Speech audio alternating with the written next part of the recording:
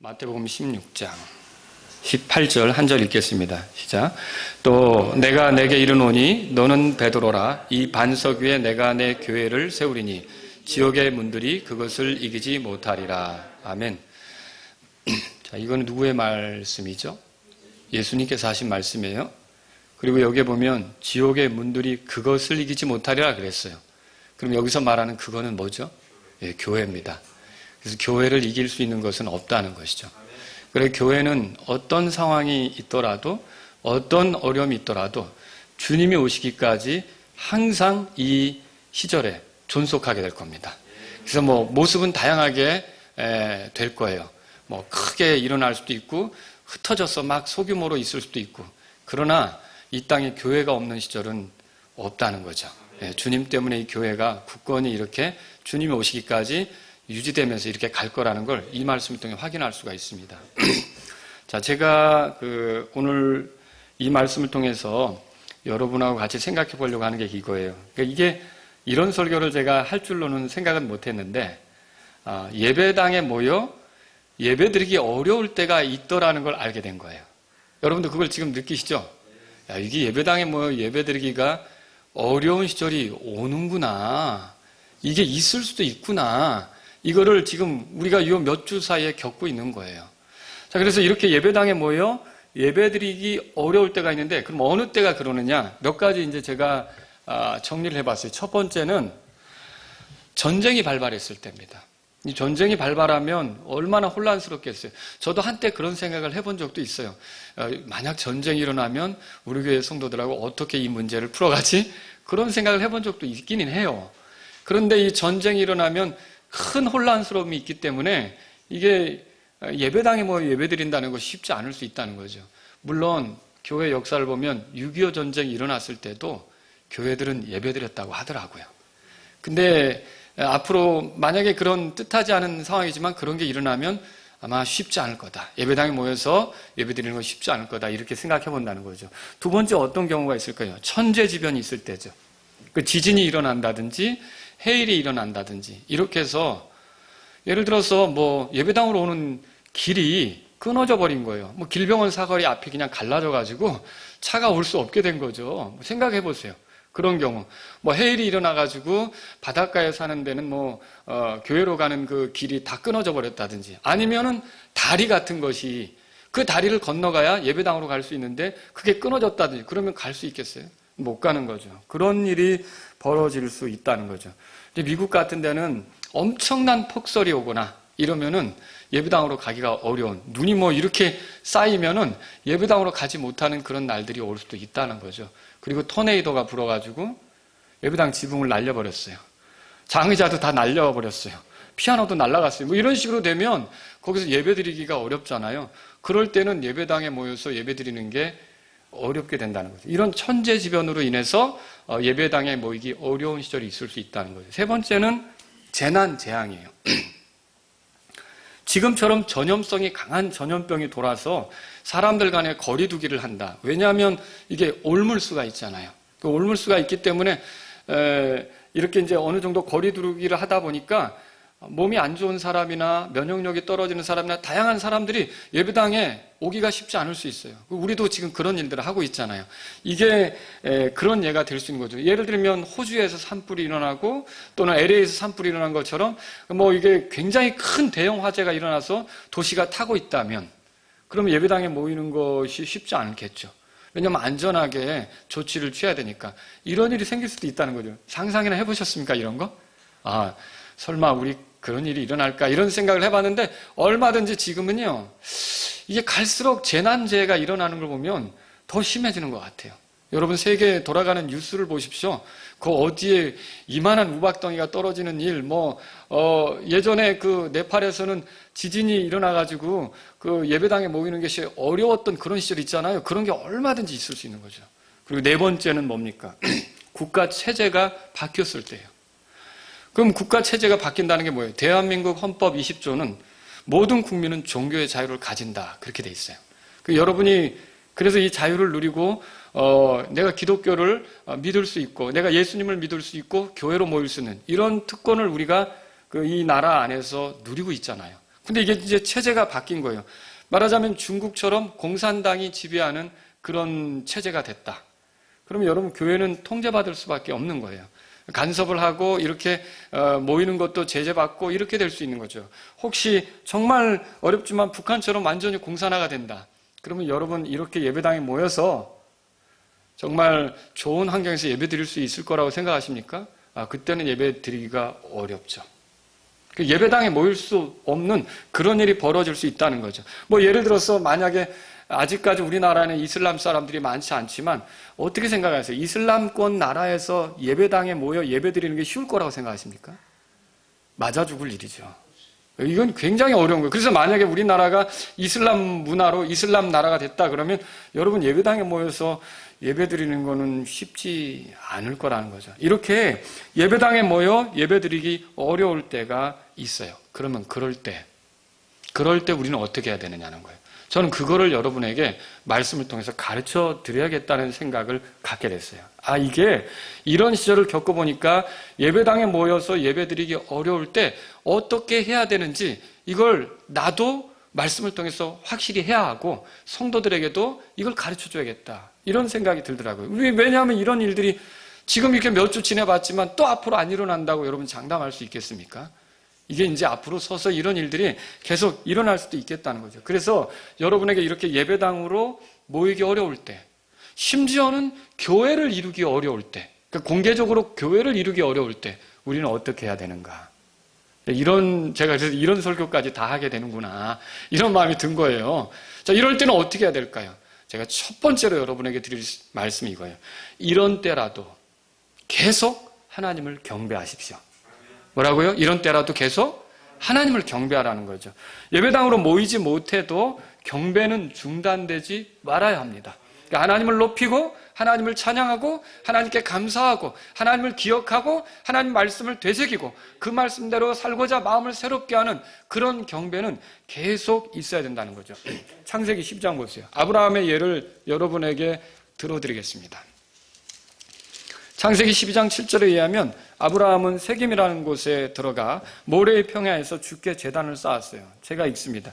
주께서 아브라함에게 나타나 이르시되 내가 이 땅을 내 씨에게 주리라 하셨으므로 그가 자기에게 나타나신 주께 거기서 뭐라고 돼 있어요? 제단을 쌓았다 그렇게 돼 있죠. 이 제단을 쌓았다는 게 하나님을 경배했다는 뜻이에요. 하나님을 높였다는 거예요. 하나님을 존중했다는 것이죠. 이게 아브라함이 제단을 쌓았다 그렇게 돼 있어요. 그 다음에 12장 8절 이거 보세요. 12장 8절에는 아브라함은 베델 동쪽에 있는 산으로 이동해서 베델과 아이 사이에서 주께 제단을 쌓았습니다. 같이 읽어보죠.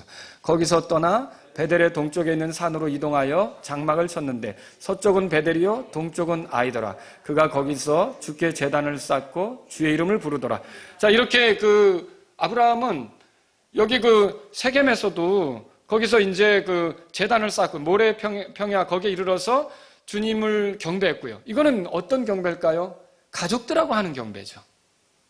그리고 여기 아이와 베델 사이에 섰을 때에도 어땠을까요? 거기도 결국은 가족들하고 하는 경배죠. 가족들하고 누구를 경배하는 거예요? 하나님을 경배하는 거죠. 또 창세기 13장 4절에 보세요. 아브라함이 이집트에 내려갔다가 왔어요. 돌아와서 가나안 땅에 거하게 됐을 때 제단이 있던 곳에 이르렀는데 그것은 그가 거기서 처음 만든 것이라. 그럼 거기가 어디냐면 3절에 보니까 베델과 아이 사이에 제단을 쌓았었다고 그랬잖아요. 거기로 다시 간 거예요. 거기 다시 가서 거기서 뭐 했냐면 아브라함이 거기서 주의 이름을 부르니라 그랬죠. 이 주의 이름을 불렀다는 표현이 주님을 경배하고 주님을 찾으며 주님께 감사하며 이렇게 주님께 나아갔다라고 하는 거죠. 그러니까 아브라함이 이때 경배를 드렸던 건 누구하고 경배를 드렸을까요? 가족들하고 하나님께 경배를 드렸겠죠. 자, 그 다음에 또 여기 창세기 13장 18절에 보세요. 거기도 여기는 이제 아브라함이 롯과 헤어졌을 때예요. 롯과 헤어지고 나서 하나님께서 아브라함에게 네가 보는 것은 다 너에게 줄게. 이렇게 약속하셨거든요. 그때 18절에 이렇게 써 있습니다. 같이 읽어보죠. 그때 아브라함이 장막을 옮기고 가서 헤브론에 있는 마므레 평야에 거하며 거기서 주께 제단을 쌓았더라. 여기서도 주님께 제단을 쌓았어요. 이거 말고도요. 아브라함이 제단을 쌓았다는 표현은 이후로도 여러 번 드러나거든요. 근데 이때 어떻게 했습니까? 가족을 중심으로 해서 하나님을 경배하는 일을 했다는 것이죠. 자, 이삭은 어땠을까요? 이삭은 이 아브라함의 아들 이삭 아닙니까? 이삭은 어땠을까요? 창세기 26장으로 가보세요. 창세기 26장. 이삭은 그 블레셋 사람들하고 우물 때문에 상당히 많이 다퉜습니다. 그래서 그 우물을 파고 빼앗기고 이렇게 하면서 물러나고 물러나는데 부엘세바에 이르렀을 때 주께서 그에게 나타나셨어요. 거기 보면 23절에 그가 거기를 떠나 부엘세바로 올라가매 바로 그 밤에 주께서 그에게 나타나 이르시되 나는 내 아버지 아브라함의 하나님이니 두려워하지 말라. 내 종 아브라함으로 인하여 내가 너와 함께하고 내게 복을 주어 내 씨를 번성하게 하리라 하시매 25절 다 같이요.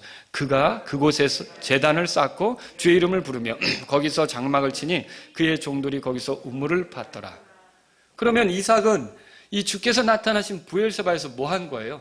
제단을 쌓았죠. 경배했단 말이에요. 그럼 이때 경배는 누구하고 같이 하나님을 향해 드린 걸까요? 역시 가족들하고 같이, 집안 사람들하고 같이 이렇게 하나님을 향해 경배했던 거라고 볼 수 있는 것이죠. 야곱은 어땠을까요? 여러분 창세기 33장으로 가보세요. 야곱이 그 외삼촌 라반의 집을 떠나 가나안으로 돌아오게 되었습니다. 그때 세겜에서 밭을 샀죠. 18절 제가 읽습니다. 야곱이 밧단 아람에서부터 와서 가나안 땅에 있는 세겜의 도시 살렘에 이르러 그 도시 앞에 장막을 치고는 자기 장막을 친 곳에 밭을 세겜의 아버지 하몰 자손들의 손에서 돈 100개로 사서 다 같이요. 거기에 제단을 세우고 그것을 엘렐로헤 이스라엘이라 불렀더라. 자, 그러면 여기 이 세겜의 도시, 자기가 장막을 쳤던 거기에 그 밭을 샀던 곳에서 야곱은 뭐 했던 거예요? 하나님께 제단을 쌓았던 거죠. 그러면 이거는 누구하고 하나님을 경배한 겁니까? 역시 자기 가족들하고 경배했던 거예요. 그래서 여기서 하나님을 제단을 쌓아 높이고 하나님을 향해 겸손히 나가고 감사드리고 이렇게 했던 것을 우리가 성경을 통해서 보는 거죠. 이것뿐만이 아니라 창세기 35장으로 가보세요. 35장에 그 주께서 야곱이 홀로 그 외삼촌 집으로 도피할 때 꿈에 나타나신 적이 있어요. 그리고 이제 내가 가는 길에 먹을 것도 주고 입을 것도 주고 이렇게 하면서 안전하게 돌아오게 한다고 약속했잖아요. 그때 야곱이 그 주님을 만난 곳이 베델이거든요. 근데 그곳이 이제 주님의 집이 하나님의 집이 되겠다고 이렇게 소원했잖아요. 근데 야곱은 그거 잊어버리고 살았거든요. 그런데 하나님께서 야곱에게 바로 그 서원했던 곳 베델로 올라가서 제단 쌓으라고 그러죠. 1절 보세요. 하나님께서 야곱에게 이르시되 일어나 베델로 올라가서 거기 거하며 내가 내 형 에서의 얼굴을 피하여 도망하던 때에 내게 나타났던 하나님에게 거기서 제단을 쌓아라. 그러니까 하나님께서 제단을 쌓으라 그랬어요. 그러니까 야곱이 어떻게 합니까? 올라갔어요. 올라가서 우리 7절 보세요. 다 같이 읽겠습니다. 시작. 그가 거기서 제단을 쌓고 그것을 엘베델이라 불렀으니 이는 그가 자기 형의 얼굴을 피하여 도망할 때 하나님께서 거기서 그에게 나타나셨기 때문이더라. 자, 거기서 제단을 쌓았는데 특이한 일이 있었어요. 그게 뭐냐면 그 집에 가족들에게 개인적으로 가지고 있는 우상이 있다면 다 버리라는 거예요. 그리고 우상 숭배와 관계된 어떤 장식품, 귀걸이들 같은 거 있잖아요. 이런 것들이 있다면 다 걷어서 어떻게 했냐면 여기 상수리 나무 밑에 그것을 다 묻었어요. 그러니까 이게 뭐예요? 가족들에게 하나님을 경배하는 것이 얼마나 중요한지 일깨우는 거죠. 그리고 하나님을 경배할 때 어떤 자세로 나아가야 되는지 일깨우는 거죠. 이게 가장으로서 야곱이 자기 집안 사람들에게 했던 일이에요. 그래서 경배할 때 어떻게 했어요? 자기 집안이 다 같이 준비해서 하나님께 나아가도록 만들었던 거죠. 이것이 야곱이 했던 일이에요. 창세기 46장으로 또 가보세요. 이 야곱이요, 그 요셉이 살아있다는 걸 알게 됐어요. 아니, 죽은 줄로만 알았던 요셉이 살아서 아버지 야곱에게 이집트로 내려오라고 하는 거예요. 그러니까 야곱이 내려가긴 하는데 가나안 땅을 벗어나는 게 쉽지 않아요. 왜냐하면 그 땅이 약속의 땅이거든요. 두려운 마음이 있겠죠. 근데 그 두려워하는 야곱에게 주께서 나타나셨죠. 자, 1절 보세요. 46장 1절 이렇게 돼 있죠. 다 같이 읽습니다. 이스라엘이 자기의 모든 소유를 가지고 길을 떠나 부엘세바 이르러 자기 아버지 이삭의 하나님께 희생물을 드리니라. 자, 여기 이스라엘이 야곱이잖아요.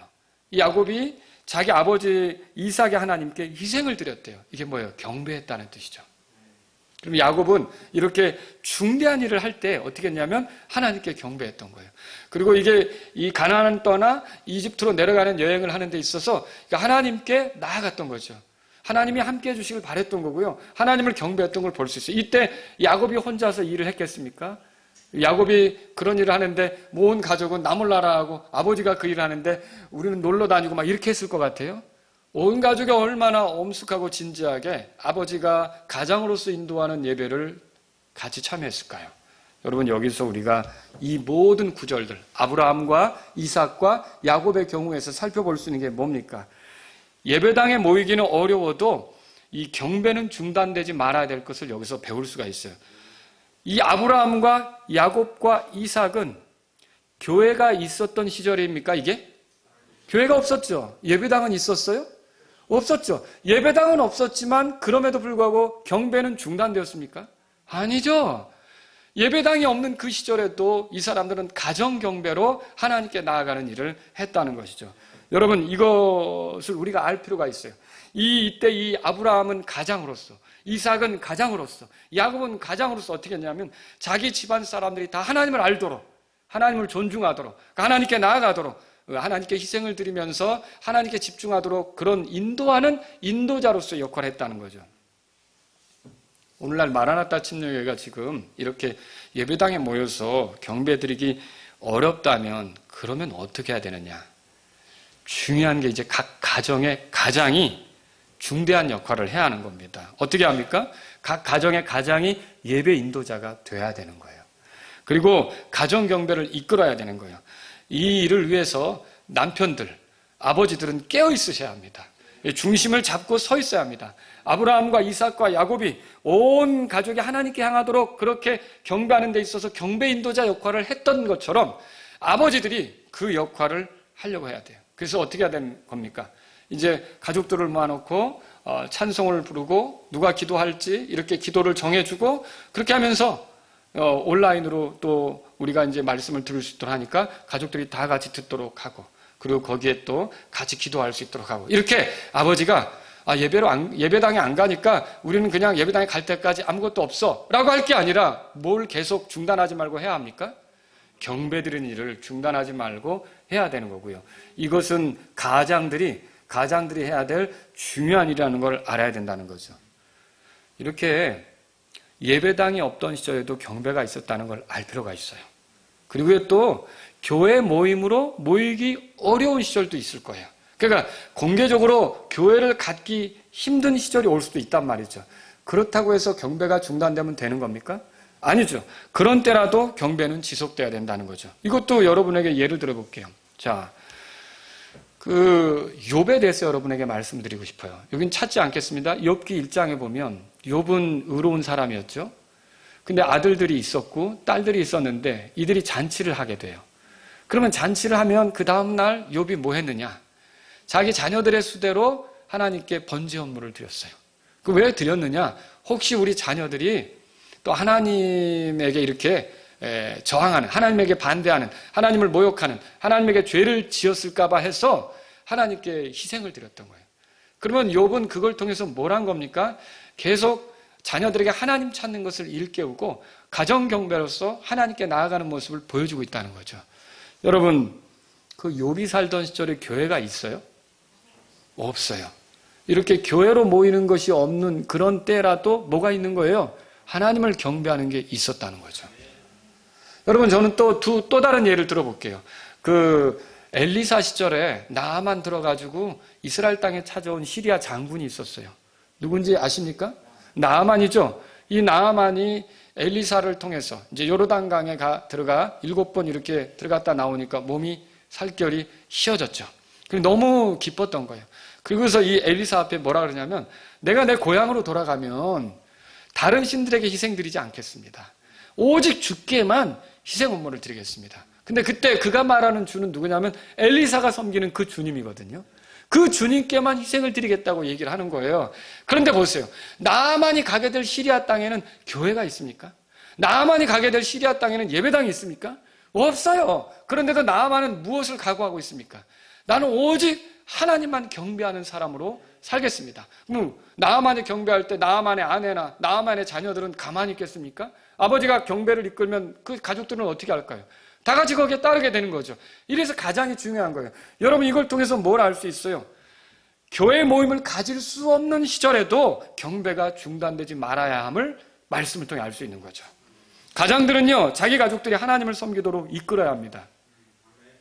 그럼 남편이 없고 아버지가 없고 그러면 어떻게 해야 되느냐? 그러면 어머니가 해야죠, 그때. 어머니가 보세요. 아버지가 그리스 사람이었고 어머니가 유대인이었던 믿는 여자였던 그 집안에서 디모데가 나오잖아요. 아버지가 경건하게 살지 않으면 어머니가 그 역할을 해야죠. 어머니가 가정 경배를 이끌어야 되는 거예요. 어머니가. 저희도 제가 어렸을 때 기억이 나는데 우리 아버님이 교회에 아직 출석하지 않고 신앙생활을 하지 않을 때 어머니 따라 저희가 교회에 다녔는데 가정 경배를 이끄시던 분은 우리 어머니였어요. 왜? 아버지가 그 당시에 믿음 생활을 안 하니까 우리 자녀들을 모아놓고 어머니가 찬송 부르면서 기도하면서 이렇게 예배를 인도했었던 그 기억이, 가정 예배를 드렸던 기억이 난다고요. 이렇게 아버지가 없거나 부재하거나 남편이 부재하다면 그 다음에는 아내가 혹은 어머니가 그 역할을 해야 되는 거고, 또 그들이 없으면 또 누가 그 역할을 하는 거예요? 큰아들이 하든지 큰딸이 하든지 그런 역할에서 뭐가 사라지면 안 되는 거예요, 우리 삶에서. 경배가 사라지면 안 된다는 거예요. 하나님을 경배하는 것이 우리에게서 포기되어지는 것은요, 가장 중요한 것들을 잃어버리는 거예요. 그래서 온라인으로 제공되는 이 말씀을 들으면서 여러분이 가정 경배를 드릴 수 있도록 힘써야 되는 거예요.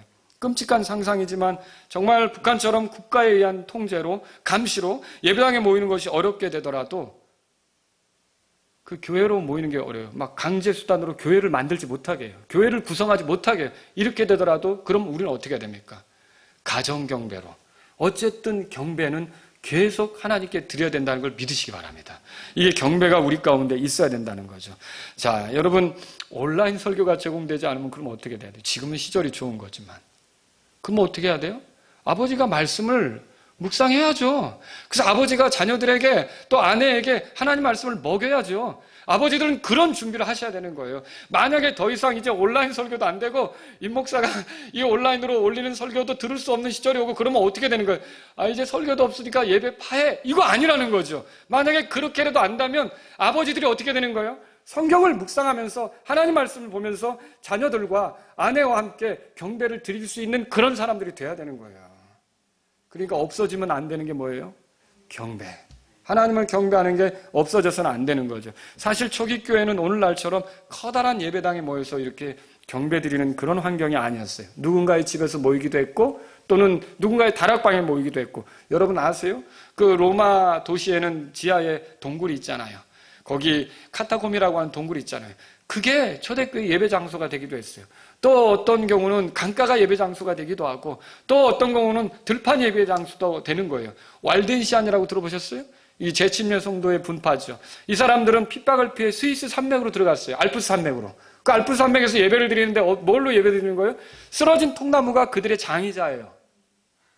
하늘은 그들의 그 예배당 천정이에요. 푸른 풀밭은 그들의 예배당 카페트예요.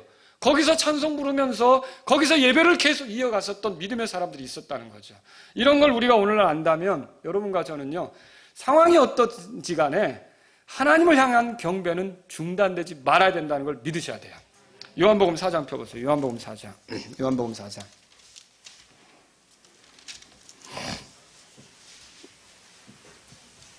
예수님께서 사마리아 여자를 만나셨어요. 그런데 그 사마리아 여자가 예수님하고 경배할 곳에 대해서 얘기하죠. 그래서 당신들이 경배할 곳은 예루살렘이 있다 그러고 우리 조상은 요 그리심산이 경배할 장소라고 하는데, 예수님이 뭐라고 해요? 그럴 때 그거 그렇게 생각하지 말고 여자의 내 말을 믿으라, 그렇게 하잖아요. 그죠? 그러면 지금 장소가 중요한 문제가 아니라고 또 말씀하셔요. 그리고 23절 보세요. 23절. 그러나 참되게 경배하는 자들이 영과 진리로 아버지께 경배할 때가 오나니 곧 지금이라. 이는 아버지께서 자기에게 그렇게 경배하는 자들을 찾으시기 때문이라. 하나님은 뭘 찾는다고요? 경배하는 자들을 찾으시는 거예요. 이 땅에서 누가 상황이 어떻든 얼마나 어렵든 하나님을 찬송하고 하나님께 감사하고 하나님의 뜻을 구하고 하나님 말씀을 찾고 있고 그 말씀대로 살고 싶어서 가족들과 뜻을 모으고 있는지를 하나님 뭐하고 계신다고요? 찾고 계신다는 거죠. 24절 다 같이 읽겠습니다. 하나님은 영이시니 그분께 경배하는 자들이 반드시 영과 진리로 그분께 경배할지니라 하신다.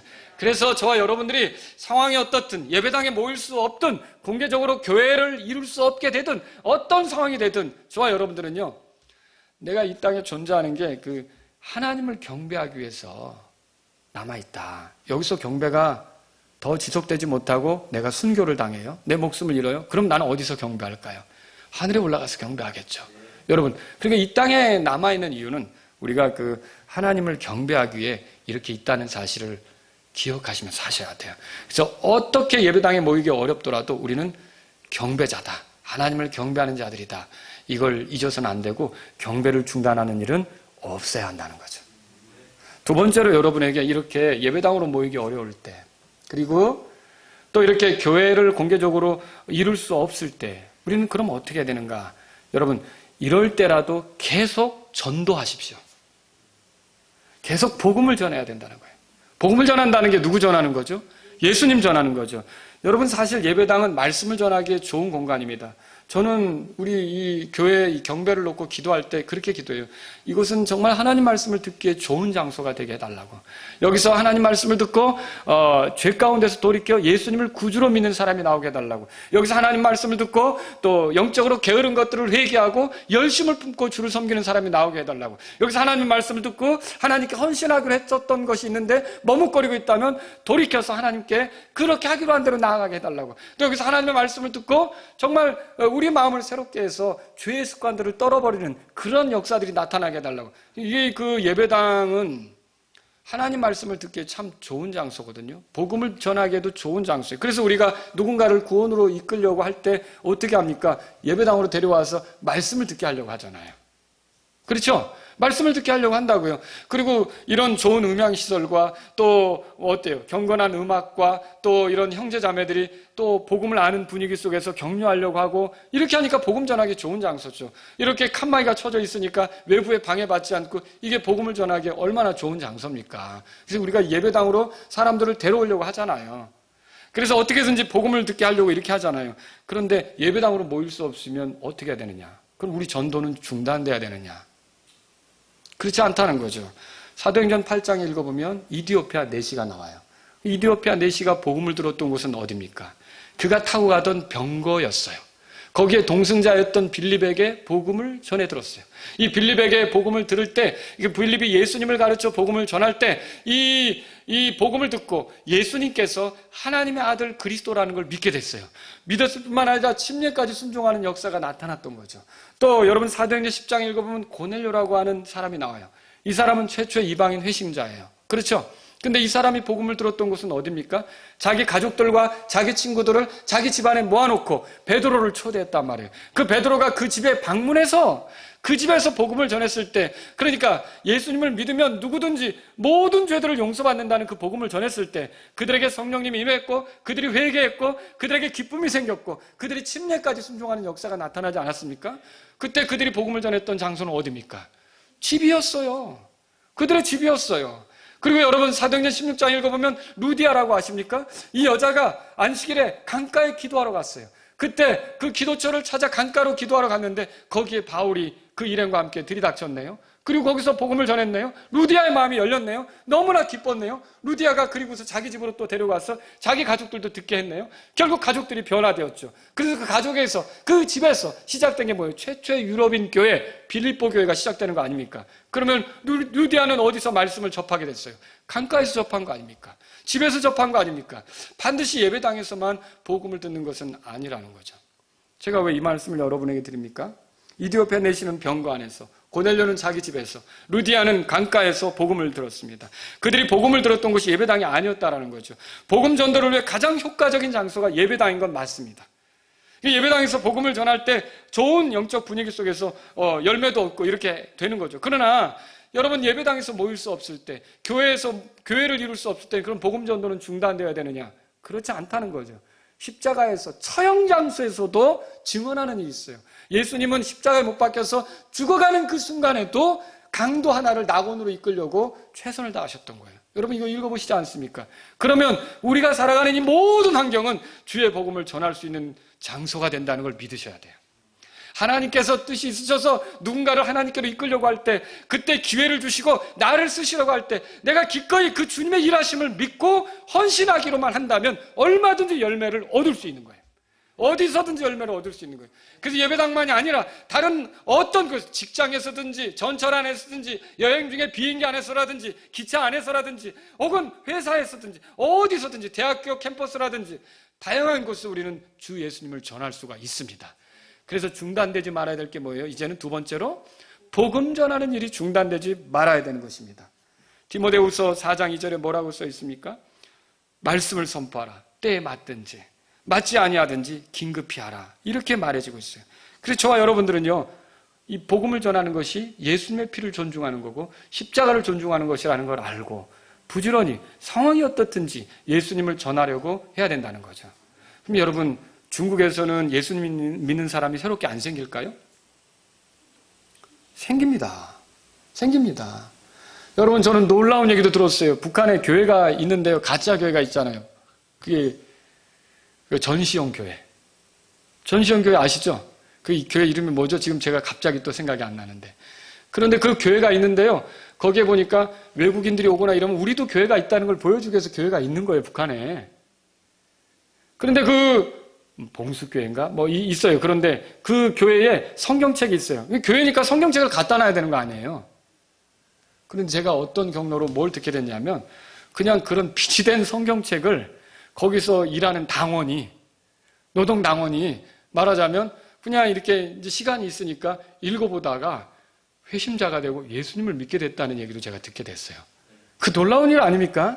그러니까 어디서든지 이런 일들은 일어날 수 있다는 거예요. 그래서 탈북해가지고 여기 들어온 사람들 중에 어떤 사람은요, 그 노동교화소 있죠.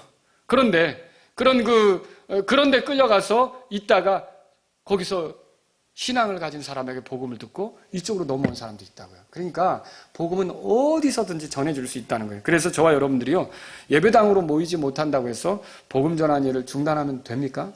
안 된다는 거죠. 복음 전환 일을 중단해서는 안 되는 거예요. 세 번째로 여러분에게 드리고 싶은 말씀이 있어요. 이렇게 예배당으로 모이기 어렵고 공개적으로 교회를 세우기 어려운 때 같은 그런 상황이 임할 때라도 계속 교회를 세우십시오. 계속 교회를 세우려고 해야 된다는 거예요. 예배당으로 모일 수 없을 때라도 여러분은 교회 지체들을 위해서 기도하셔야 합니다. 성도들의 안전과 건강과 다시 만나서 하나님을 경배할 날을 위해서 기도하셔야 됩니다. 또 교제도 하셔야 됩니다. 어떻게 해요? 우리가 얼굴을 대할 수 없다면 요즘에 좋은 시설들 많잖아요. 문자도 주고받을 수 있고 목소리도 들을 수 있고 얼마든지 여러분이 교제하면서 격려하면서 문제가 없는지, 모든 성도에게 다 할 수는 없어요. 그러나 내가 이렇게 가능한 사람들, 또 내가 갑자기 주님이 마음에 부담을 주시는 사람들, 이렇게 연락을 하면서 이렇게 그러다 보면 또 이 사람이 또 누군가에게 연락이 되고 또 이 사람은 받으면 또 누군가에게 연락이 되고 하면 서로 그렇게 유기적으로 움직이면서 교제가 일어날 수 있다는 거죠. 여러분 보고 우리 성도 150명 다 연락하라는 말이 아니에요. 그렇지만 우리가 이렇게 하다 보면 서로 끈끈하게 연결돼서 그렇게 교제가 되고 격려가 되고 이런 일이 일어날 수 있다는 거죠. 근데 만일 지금은 이제 그래도 우리가 이렇게 자유롭게 여전히 교회를 이룰 수 있지만 국가의 통제로 교회로 모이는 것이 어려워지면 어떻게 될까요? 체제가 바뀌면 어떻게 될까요?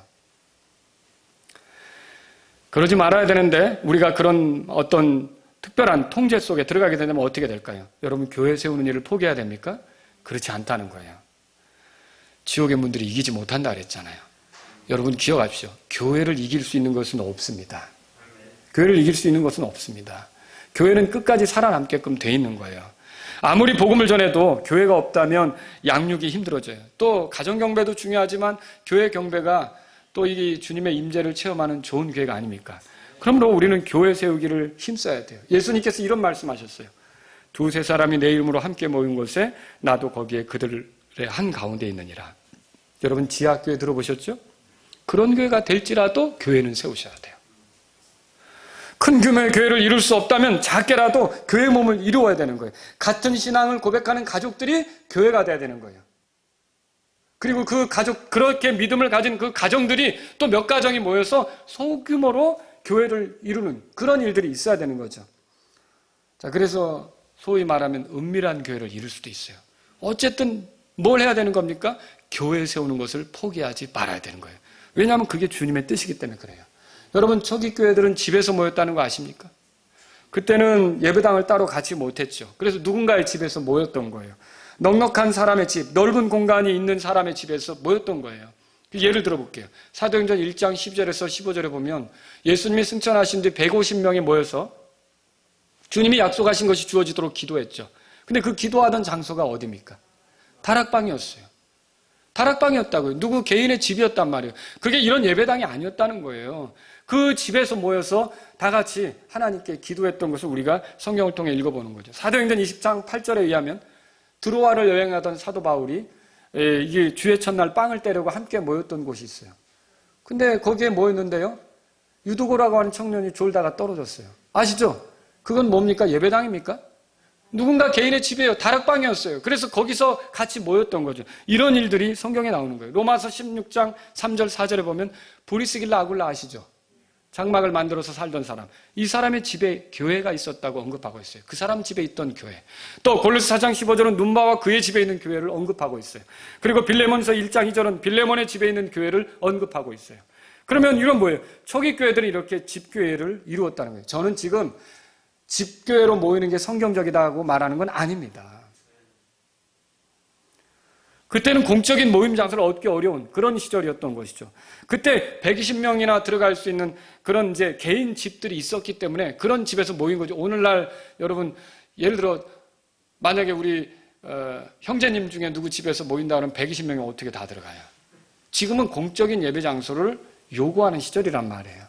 그런데 국가가 공적인 예배 처소를 빌딩을 가질 수 없도록 만드는 시절이 오는 거예요. 건물을 임대하지도 못하게 하고 이 교회라고 하는 데는 예배당을 갖지 못하게 하는 거죠. 예를 들어 아예 법으로. 그럼 여러분은 교회 세우기를 포기하셔야 됩니까? 아니라는 거죠. 그때는 어떻게 되는 거예요? 그야말로 은밀한 교회를 이루면서 가정에서, 집에서, 집으로 모이는 그런 일이 있어야 되는 거죠. 사도행전 2장을 펴보세요. 사도행전 2장, 초기 교회는 그래서 어떻게 했습니까? 제가 또 지금 말하는 것을 여러분이 오해해서 이제부터는 말하는데 집력이 안 나가고 집에서 집으로 모여야겠어. 이 얘기 아니에요. 지금 우리가 다 같이 모이는 게 필요합니다. 그러나 특이하게 어떤 강제에 의해서 우리가 공식적으로 교회 모임을 갖지 못하게 되면 어떻게 되느냐? 교회 세우기를 중단해서는 안 된다는 걸 말씀드리려고 하는 거예요. 여기 사도행전 2장에 보세요. 거기 보면 초기에 41절에 그때 그의 말을 기쁘게 받아들인 자들이 침례를 받으며 바로 그날에 3,000원가량이 그들에게 더해지니라. 120명 플러스 3,000명. 초기 교회에 엄청난 사람이 늘어난 거죠. 근데 이 3,000명이 들어갈 예배당이 어디 있어요? 없는 거예요. 그러니까 그때는 어떻게 해요? 46절에 또 날마다 한 마음이 되어 성전에 거하고, 이 성전은 넓은 공간이죠. 그 사람들이 그 야외로 나온 거예요. 이게 성전 희생제사를 드리려고 온 게 아니라 거기가 모이기 좋은 장소가 되었던 거죠. 그래서 거기서 모였고요. 그 다음에 뭐라고 써있어요? 집에서 집으로 돌아가며 빵을 떼면서 단일한 마음으로 즐겁게 자기들의 음식을 먹고 하나님을 찬양하며 온 백성의 호감을 얻으며 주께서 구원받아야 될 자들을 날마다 뭐라고 돼 있어요? 예, 집에서 집으로 모였지만 교회는 있었다는 거죠. 그래서 제가 여러분에게 드리고자 하는 말씀이 뭐냐면 이 예배당으로 모이기 어려운 시절이 오거나 이렇게 공개적으로 강제적으로 이렇게 교회를 구성하지 못하게 하는 어떤 외압이 주어진다 할지라도 예수님의 뜻은 교회 세우는 것이었기 때문에 저와 여러분들은 사는 날까지 교회 세우는 것을 포기하면 안 된다는 거예요. 집에서 집으로 돌아가며 모이는 한이 있더라도 교회 세우는 일을 우리의 일이라고 생각하면서 가야 된다는 거죠. 우리가 국가에 협력해야 됩니다. 이 통치자들에게 협력해야 되는 게 맞습니다. 그런데 이런 것들에 의해서 세상이 점점 교회 예배를 우습게 하는 그런 시절, 얼마든지 그 세상이 원하면 교회 예배를 중단시킬 수 있다는 그런 그 상황으로 여러분 몰고 가고 있다는 것을 두려움 느끼지 않습니까? 이건 시작일 뿐입니다. 앞으로 어떤 일이 일어날지 모릅니다. 여러분 이런 속에서 어떻게 살려고 하십니까? 우한 폐렴이요? 우리가 우한 폐렴에 안 걸리려고 마스크 쓰고요, 격리하고요, 분리하고요, 예배당에서 예배 안 모이고요, 이렇게 하고 있어요. 이 폐렴이에요, 폐렴. 이 폐렴이 나아도 후유증이 심하다는 거예요. 그런데 여러분, 그리스도인들에게 숨쉬기가 뭐예요? 경배 아닙니까? 이 경배를 통해 우리가 숨쉬는 거 아니에요? 경배를 통해 우리가 호흡하면서 하나님 만나는 거 아니에요? 그런데 이 우한 폐렴 맞겠다고 영적으로 폐렴 걸리게 생겼어요. 지금 이런 상황을 우리가 살고 있는 거죠. 여러분 이 상황을 그저 편하게 보시면 안 되는 거예요. 이 상황 배후에 뭐가 역사하고 있는지, 어떤 영들이 활동하고 있는지, 교회를 어떻게 주무르기 편한 시절이 오도록 만들려고 하는지 이것에 눈치채셔야 되는 거예요. 경각심을 가지고 봐야 된다는 거죠. 우리가 이렇게 정부에게 협조하려고 할 때, 그러면 정부는 교회 경배를 존중하는 것 같습니까? 쉽게 말해서 저들이 5주씩이나 예배를 못 드리는데 얼마나 마음이 아플까? 그리스도인들이 그걸 정부에 생각한다고 생각하십니까? 천만에요. 그들은 그냥 방역이에요. 그들은 그저 그 국민들이 더 많이 확진되지 않도록 노력하는 것뿐이에요. 교회를 생각해 주는 건 정부가 아니란 말이에요. 우리는 정부에게 협력하지만, 그렇죠? 그럼 교회는 누가 생각해야 되는 겁니까? 그리스도인이 생각해야죠. 그리스도인이 교회를 세우려고 하고, 교회를 지키려고 하고, 교회를 일으키려고 하고, 교회를 더 힘있게 가져가려고 해야 되는 건데, 그리스도인들 스스로가 안일에 빠지고 편해지고 문제의식도 못 느끼고 그냥 간다. 여러분, 이건 문제라는 거죠. 저와 여러분들은 시절이 어떻게 되든지 교회를 세우는데, 왜? 내가 내 교회를 세우리니. 이게 주님의 계획이에요. 여러분, 주님의 계획을 존중합니까?